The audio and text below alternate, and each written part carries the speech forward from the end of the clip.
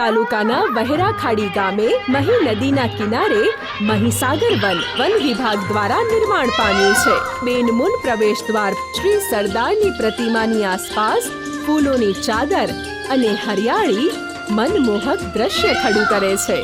આ ભમ્મરિયો કૂવો આજે પણ પુરાણી નગરીની સાક્ષી તરીકે અડીખમ જોવા મળે છે. મહીના સ્વમાન અર્થે સાગરદેવ પોતાના કિનારાથી 45 માઇલ દૂર સુધી આવ્યા.